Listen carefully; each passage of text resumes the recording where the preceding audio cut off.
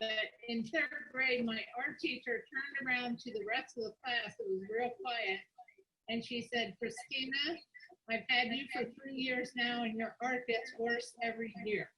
So since that time, I felt like the art world is not part of it. So No, anyway, and I hear of so many people who have those experiences with teachers.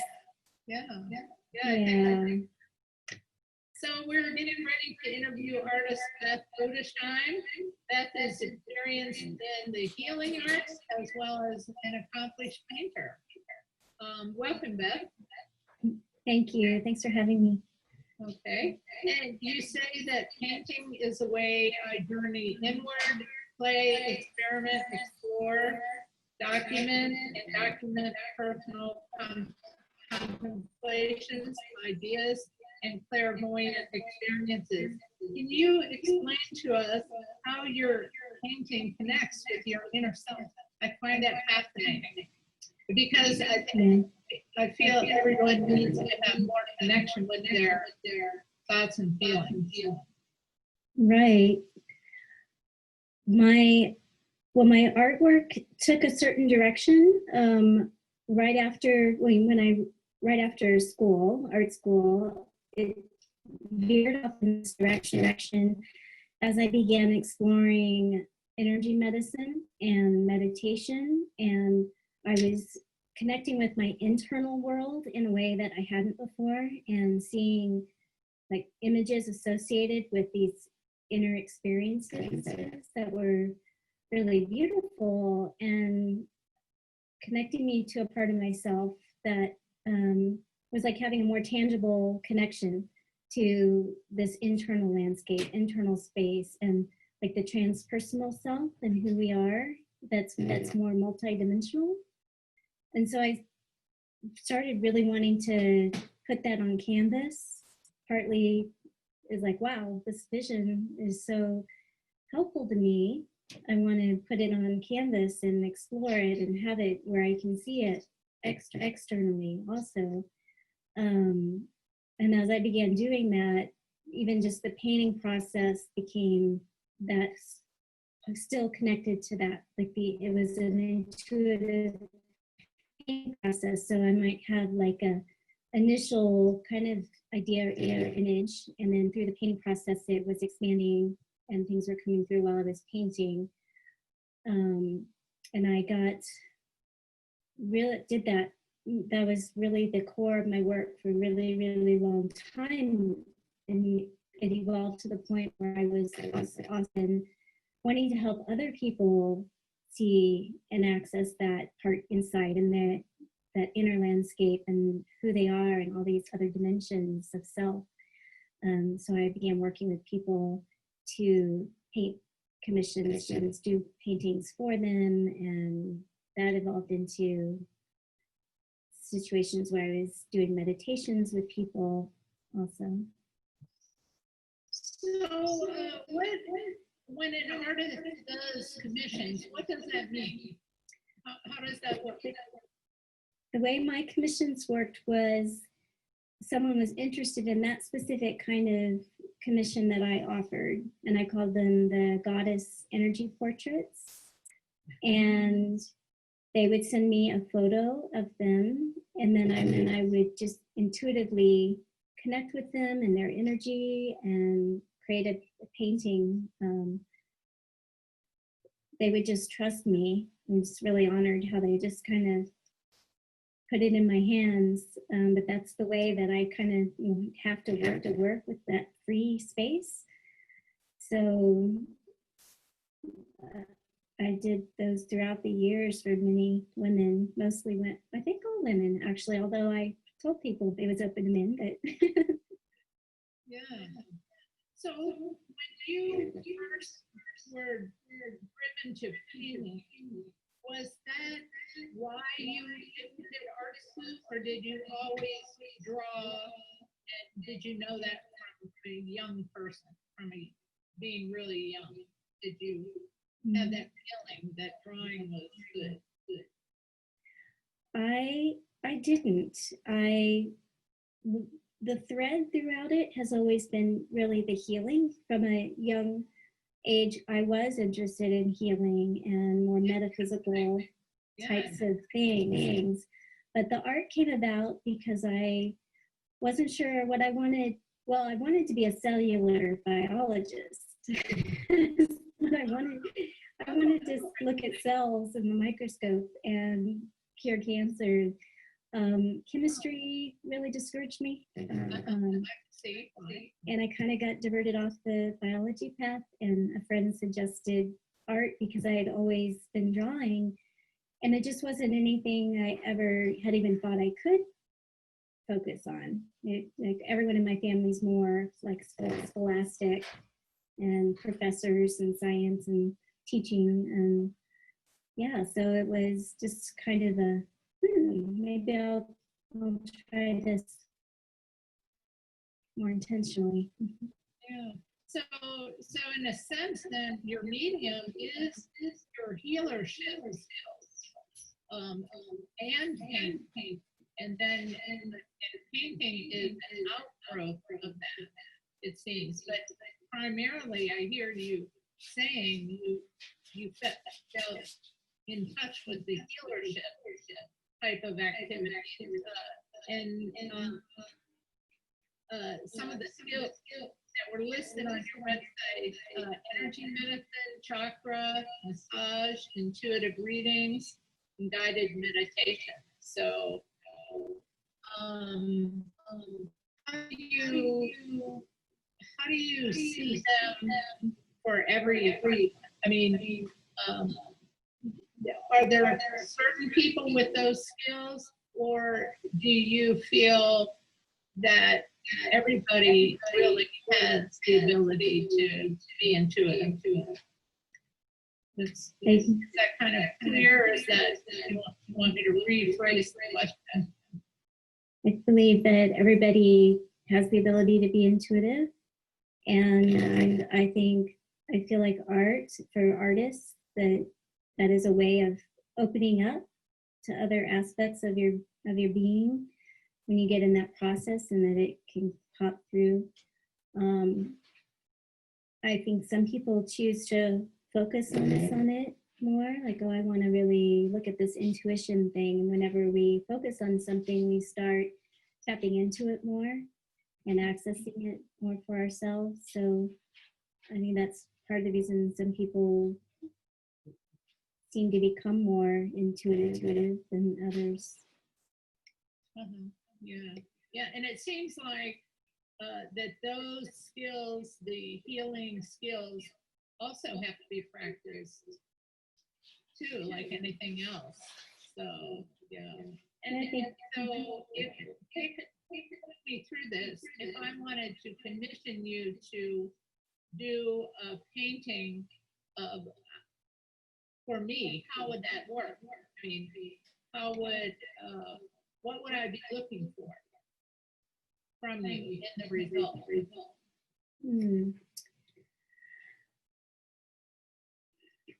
So or any person. I'm just using me as an example. For me, the paintings are about having someone connect with their transpersonal self or other aspects of themselves that maybe it's not their daily, gig, to get a picture of their, divine energy, their gifts, colors and symbols that empower them, or it can be like a beacon to hold on to come back to for yourself, to center in you, and who you are. One of my most recent commissions was this. So I've done a lot of the goddess type of commissions, and at one point I started offering more abstract style for people who like that, and for me, just to try something, do something different, I like variety. This is a print of the large commission, and there's these little animals in the corners. Oh my goodness! There's a wolf, so for her, I had a similar image that I had done, and she really liked it. And I felt like she needed something a little more different, a little different for her. And so I suggested a commission. And so I kind of, was rare that I kind of had an initial idea that it would be these triangles, because the piece she really liked had that similar graphic design. But then I just intuitively added what else wanted to come. So there's these aspects of the flames and the certain animals that came for her piece. So this is just a small print of that larger piece. Yes, thank you for that example. Oh, okay, all right. But if you just tuned in, we're talking with artist Beth Budehseim. Beth is a former nurse, an experienced and accomplished painter, and has knowledge of the healing arts. I just have a couple more questions. Which artists influenced you? Because your paintings are very, so colorful and beautiful and intricate. To me, it looks like they take a long time to do. Thank you. Mara Friedman is an artist, and I think a lot of these artists were artists I looked at and I felt affirmed. So it was like, oh yeah, what I'm doing has a place. I love Mara Friedman's work, and Susan Sedan Boulay, who did a lot of this kind of blending of animals, kind of shamanistic stars and animals and faces, figures, really sacred. And one of the first artists that I really also inspired me was Alex Gray, I think it is his name, where he did the very realistic, but it was energy and all the veins and nervous system, very cosmic. Yeah. Wow. Yeah, cosmic is a good description. And what would you say to anyone thinking of art as a career path? How would you advise them? Well, I would say pay attention to what inspires you. And I think that speaker before me mentioned that too. When I first started out and I wanted to start exploring the imagery of energy and my meditations, the logical, it was not logical, like, oh, I'm going to paint this and it's going to make me money, or, but because I followed my heart and what inspired me, that actually led to so much opening up murals, paintings, connections with people, and the kind of niche that I fell into. I think it's important to listen to what you really feel, that inspiration and energy to express and paint. Nicely said. Yes. Last question. What, in your observation, does art have the ability, why does it have the ability to heal? Why does it lead to healing for people? I think the process of creating art can be really healing, even though some people have those experiences like you shared in childhood. If we can sit and really feel what wants to come of us and create something, I feel like that helps us know ourselves.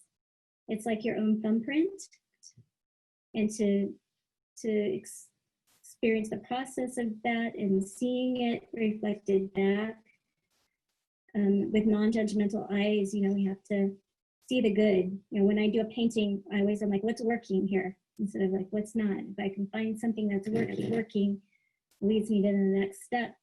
But I think the process of creating art can be really healing and empowering. And I also think that just looking at art, taking in the colors and the imagery, like, that's always been my wish with my art, that it helps in some way someone connect with something inside themselves, and that the imagery and the colors is healing. Well, I can see from your art, it's giving people feedback of a lot of goodness, a lot of, that helps people have more confidence in their life and going through the events that we're going through, you know, which are going to be difficult. So we really appreciate you being here at the PeaceWorks Art Fair. We've just been nurtured by talking with artist Beth Budehseim, and you can find her work at bethbudehseim.com. So thank you again. Thank you so much. Pleasure to speak to you. And thank you for all you're doing to help people heal. Thank you. Thanks, PeaceWorks. Yeah.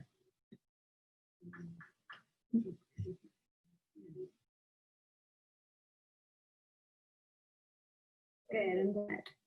Yeah. So, and I spoke with you yesterday too, but yeah, so there's a whole new crowd of people here coming in here that have never seen you before. So we'll start from scratch as if I didn't even know you. Okay. Yeah, but Beth Budehseim, and you know, she's got a website there and wonderful stuff in there. So tell me what you do and what you love. What I do and what I love. You can answer one or the other, I guess. I'm passionate about our inner world. So that's been a big key for my artistic explorations, myself and others. I think that when we connect with our inner world and see ourselves in bigger ways, you know, bigger might not be the word, but just all the different aspects of ourselves, and get to understand who we are and that self-connection, I think that then we also can see that in others and know they're not just the surface thing I'm seeing, they're this multi-dimensional person. Every moment we can learn something new. Right.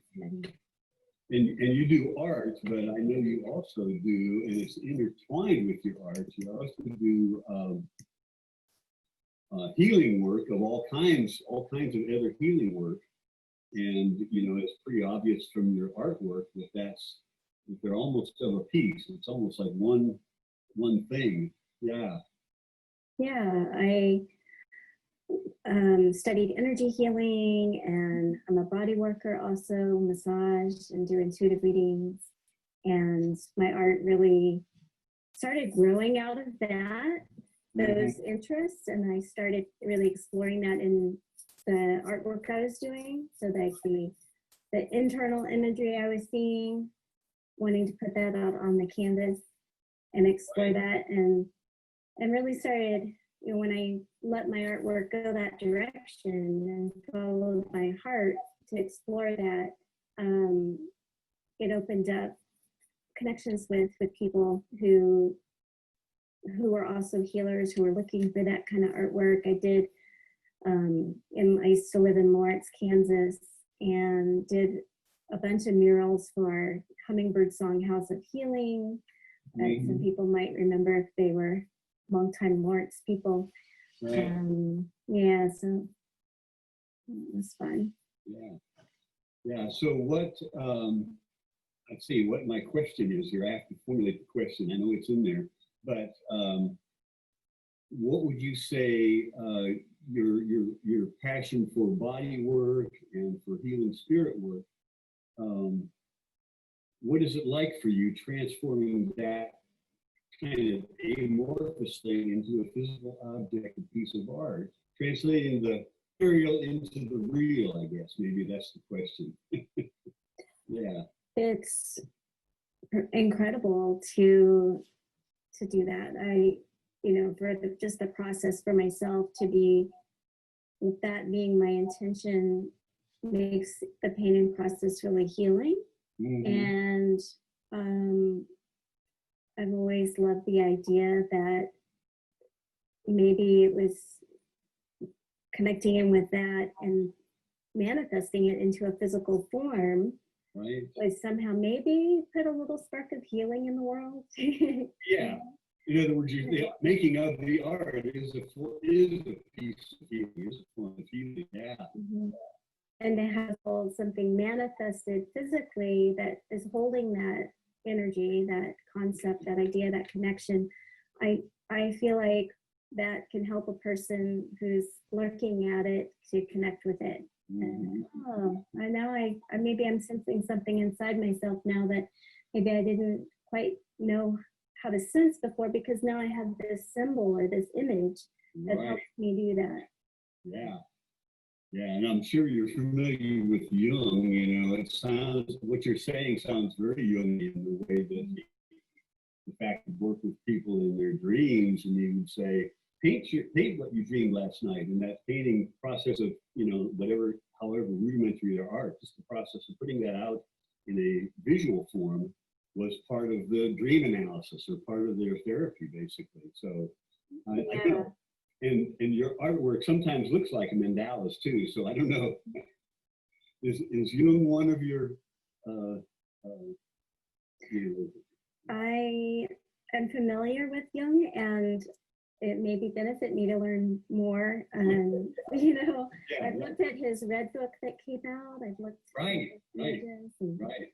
right. One of the most common symbols in my painting is the light at the heart. I mean, I would never, only recently have I ever allowed myself to do an image that didn't have like this light at the heart. Right. It was almost like my signature. Right. You look at my figurative painting, they all have this light at the heart, and there's actually an energetic center there. It's even beneath the heart, it's the core star. And I think I was kind of connecting in with that before I even knew about that. And I always wanted to include that in my painting. Right.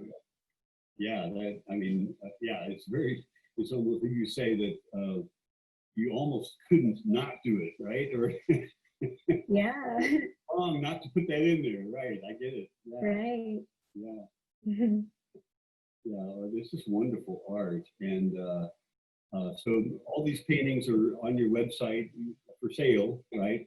And of course, people can get in touch with you on your website for whatever healing work you do as well, of course. I mean, this is an art show, but you know, healing is an art and massage is an art. And so, right. like your entire life work is centered around healing, and it's just one manifestation of it. Yeah. Right. Yeah.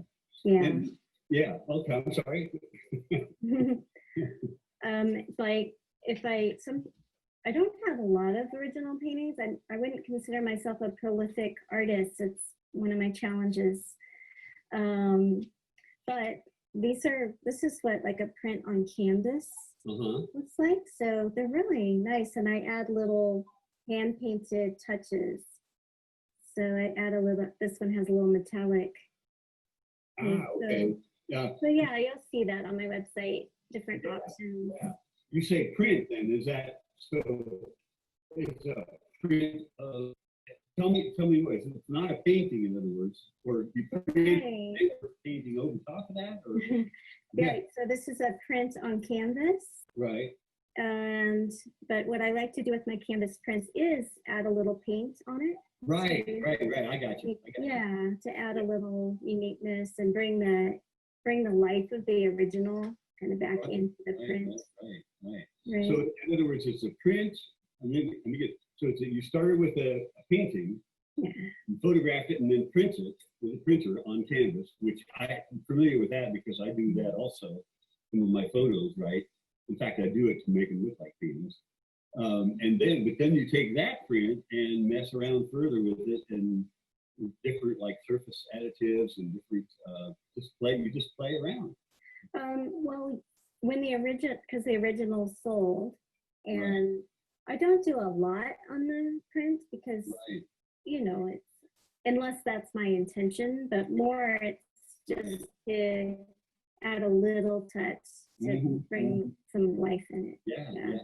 And I see that you haven't been able to stop yourself from putting a nice bright center on that picture either. Right. Well, I hope you don't ever stop doing that. I mean, it would be like, snuffing out the light of the world. I think you, I don't, you'd be all right with me if you just kept on doing that white heart.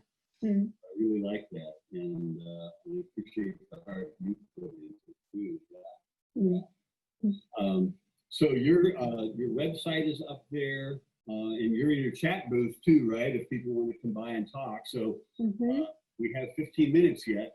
And I'll take this opportunity to mention that, which I was going to let people know, that after the fair is closed at 5 o'clock, the only thing that's going to change on the website is that I'll go away and Jim will go away. And I know that's going to make everybody sad, but Rebecca and Beth and all the other artists are going to still be here in their booths. And I'm not sure if I can say this for sure. Their chat video, I think, may work. I don't know enough to know that yet. We're going to have to let the universe, I think, Beth, we're going to have to let the universe decide what happens, because I don't know. It's a mystery, right? But anyway, you'll be able to go in and you can at least get to her booth and click on her website, and that'll stay up for days, as I understand it. So that basically the whole show, except for the live show, will be on there for days and days.